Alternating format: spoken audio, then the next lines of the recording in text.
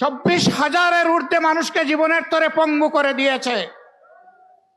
কেউ চোখ হারিয়ে অন্ধ, কেউ হাত পা হারিয়ে পঙ্গু, কেউ আবার স্পাইনাল কর্ডে বুলেট ইঞ্জুরি নিয়ে প্যারালাইজড হয়ে হাসপাতাল কিংবা তার বাড়ির বিছানায় ছটফট করছে।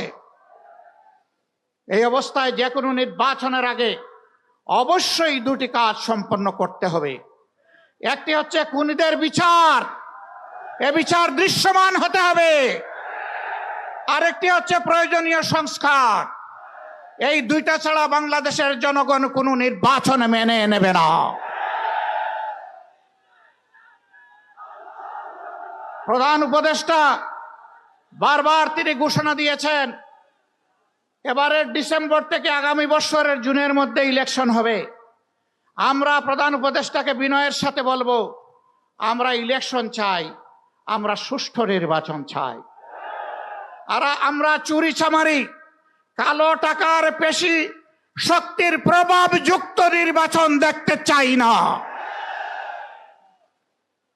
এই জন্য নির্বাচনের জন্য অবশ্যই সমতল মাঠ তৈরি করতে হবে। এ দায়িত্ব পালনে আপনারা আমাদের যত ধরনের সহযোগিতা চাইবেন, সকল সহযোগিতা দেওয়ার জন্য আমরা প্রস্তুত রয়েছি। কিন্তু বিচার আর সংস্কার এই দুটো করে অবশ্যই নির্বাচনের পরিবেশ নিশ্চিত করতে হবে।